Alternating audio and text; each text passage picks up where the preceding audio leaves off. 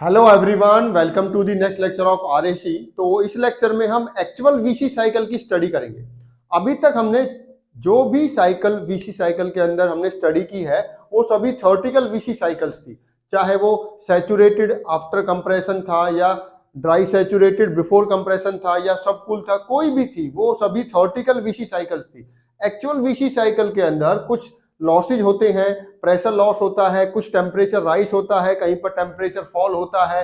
तो ये सारी चीजें हम यहाँ पर पढ़ेंगे। ठीक है, एक्चुअल में कैसी होती है वो यहाँ पर देखते हैं। तो ये जो मेरी साइकिल आपको दिख रही है ये एक्चुअल वीसी सिस्टम की साइकिल है। Actual vapour compression refrigeration system ये होता है। तो इसके अंदर 1 2 3 ये प्रोसेस शो कर रही है। जो आपका वर्किंग सब्सटेंस है एवोपरेटर से अंदर फ्लो कर रहा है 1 2 3, दैट मींस प्रोसेस 1 2 3 क्या शो कर रहा है? Flow of refrigerant through evaporator. जब आपका वर्किंग सब्सटेंस एवोपरेटर के अंदर से गुजरेगा तो ये 1 से लेके स्टेट 3 तक आपका चेंज होगा। उसके बाद प्रोसेस 3 4 5 6 7 8 ये क्या रिप्रेजेंट कर रही है? Flow of your working substance through compressor, through compressor. उसके बाद 8 9 10 11, ठीक है, ये शो कर रहा है flow of your working substance through condenser.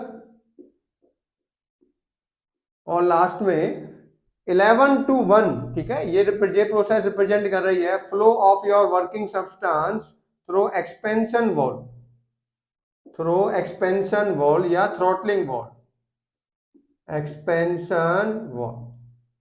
तो हम 1 बाय 1 देखेंगे कि जब आपका वर्किंग सब्सटेंस एवोपरेटर से गुजरेगा तो क्या होगा, उसके बाद कंप्रेसर में क्या होगा, ठीक है, उसके बाद कंडेंसर में क्या होगा, उसके बाद एक्सपेंशन वॉल में क्या होता है। तो 1 बाय 1 करते हैं। सबसे पहले 1 2 3 को देखते हैं।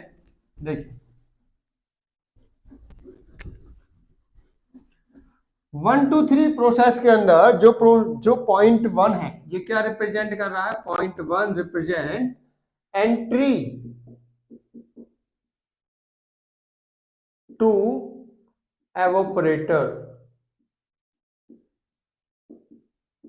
जो आपका वर्किंग सब्सटेंस है वो स्टेट 1 पे एवोपरेटर के अंदर इंटर करता है, ठीक है। उसी टाइप से पॉइंट 3 क्या रिप्रेजेंट कर रहा है? एग्जिट फ्रॉम एवोपरेटर, ठीक है। इसका मतलब क्या हुआ? 1 से 2 तो फेज चेंज हुआ, फेज चेंज के बाद 2 से 3 क्या हुआ? Super heat. तो एक्चुअल में क्या होता है? 1 से 2 तक आपका सबसे पहले सैचुरेटेड वेपर में कन्वर्ट होगा वर्किंग सब्सटेंस, उसके बाद 2 से 3 वो सुपर हीट होता है, ठीक है। अब इसके बाद हम आते हैं सेकेंड प्रोसेस, ये इंपॉर्टेंट है, 3 से 4, 4 to 5 6 7 एंड 8, ये हमारा कंप्रेसर के अंदर है। तो सबसे पहले समझिए पॉइंट 3 क्या रिप्रेजेंट करेगा? Entry of working substance to compressor, compressor के अंदर इंटर कर गया। उसी टाइप से पॉइंट 8 क्या रिप्रेजेंट करेगा? Exit, exit from compressor, from compressor. देखिए अब काफी कुछ चेंजेस हुआ है। 1 से लेके 3 तक तो एवोपरेटर था, 3 के बाद देखिए 3 से 4 क्या हुआ? प्रेशर। सबसे पहले आपको समझ में आ रहा होगा ये प्रेशर डाउन हुआ है। ये प्रेशर किसका है? एवोपरेटर का। ये प्रेशर किसका है? सक्शन। देखिए जिस प्रेशर से वर्किंग सब्सटेंस कंप्रेसर के अंदर जाता है उसे बुलाते हैं सक्शन प्रेशर। सक्शन प्रेशर कम है एवोपरेटर प्रेशर से। ऐसा क्यों होता है? Because of the friction losses. Friction losses के कारण जो आपका सब्सटेंस है उसका प्रेशर डाउन हो जाता है।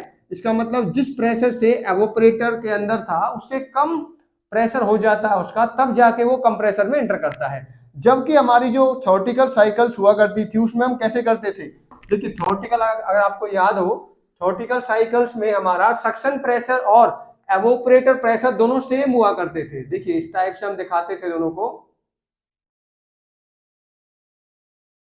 तो यहां पर जो 2 पॉइंट हुआ करता था वो हमारा एवोपरेटर का प्रेशर और सक्शन प्रेशर ऑफ कंप्रेसर था, बट यहां पर दोनों अलग है। ठीक है, एवोपरेटर के प्रेशर से कम प्रेशर है किसका, सक्शन प्रेशर का। ठीक है, सक्शन जिस प्रेशर से वर्किंग सब्सटेंस कंप्रेसर के अंदर जाएगा वो कम है एवोपरेटर से। तो ये क्यों हुआ, because of the friction losses.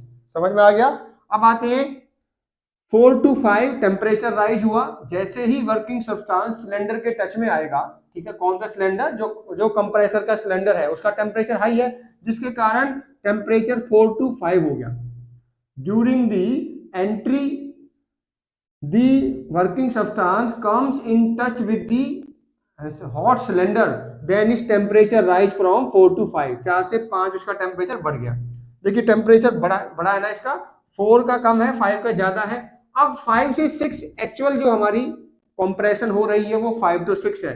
तो जो हमारा 5 to 6 है वो हमारी एक्चुअल कंप्रेशन हो रहा। अब यहां पर देखिए 5 to 6 ना तो आइसेंट्रोपिक है और ना ही पॉलीट्रोपिक है। ठीक है, ये हमारा नाइदर आइसेंट्रोपिक नॉर पॉलीट्रोपिक, जबकि हम थॉर्टिकल के अंदर इसको आइसेंट्रोपिक मानते थे। यहां पर आइसेंट्रोपिक नहीं है, पॉलीट्रोपिक भी नहीं है। क्यों, ऐसा क्यों होता है, क्योंकि वर्किंग सब्सटेंस और सिलेंडर के बीच में हमेशा हीट ट्रांसफर होता रहता है, जिसके कारण आइसेंट्रोपिक प्रोसेस नहीं बन पाती है। तो अगर क्वेश्चन आता है why the actual compression process is not isentropic and polytropic, the reason is that because there is always heat transfer from the working substance to the cylinder। Working substance जो कि आपका रेफ्रिजरेंट है वो उसकी heat cylinder के touch में आने से हीट ट्रांसफर होता रहता है, जिसके कारण ये प्रोसेस आइसेंट्रोपिक नहीं बन पाती है। ठीक है, अब आते हैं 6 to 7। 6 to 7 वही है जो 4 से 5 था। अब की बार रेफ्रिजरेंट का टेम्परेचर बहुत ज्यादा है, वो सिलेंडर को अपना टेम्परेचर दे देगा। उसके बाद 7 to 8 क्या है, प्रेशर लॉस। प्रेशर लॉस के बाद क्या है, जिस प्रेशर से एग्जिट हुआ है वो प्रेशर अलग है और कंडेंसर का प्रेशर अलग है। देखो ये तो है कंडेंसर का प्रेशर और ये किसका है, एग्जिट का। डिस्चार्ज प्रेशर इसको बुलाते हैं हम, दिस इज कॉल्ड है डिस्चार्ज प्रेशर। यहां पर देखिए दोनों सेम हुआ करते थे।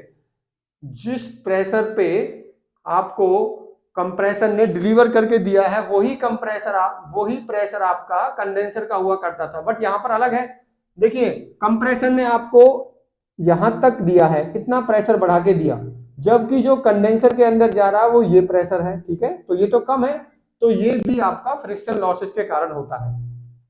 उसके बाद हमारा 8, 9, 10, 11 ये कौन सा है, कंडेंसर। तो सबसे पहले सैचुरेटेड क्या बनेगा, वेपर। उसके बाद सैचुरेटेड लिक्विड बनेगा, उसे सबकूल करते हैं। सबकूल क्यों करते हैं, जिससे सीओपी बढ़ सके। और लास्ट में हमारा 11 to 1 क्या है, एक्सपेंशन। तो हमने एक्चुअल जो वीसी साइकिल में ये समझा कि हमारा जो मेनली जो लॉसेज होते हैं वो हमारे प्रेशर लॉस होते हैं, जो जिसका मेन रीजन क्या होता है, और जो फ्रिक्शन के कारण जो आपका, देखिए जो जब भी कंप्रेशन होता है तो सिलेंडर और रेफ्रिजरेशन जो भी आपका वर्किंग सब्सटेंस और सिलेंडर के बीच में फ्रिक्शन होगा, जिसके कारण लॉसेज होते हैं। ठीक है, फ्रिक्शन लॉसेज इनको बुलाते हैं। तो सक्शन प्रेशर अलग होगा, एवोपरेटर का प्रेशर अलग होता है। उसी तरीके से discharge pressure of the compressor अलग होगा, कंडेंसर का प्रेशर अलग होगा। तो ये हमारी एक्चुअल की साइकिल होती है। ठीक है, थैंक यू।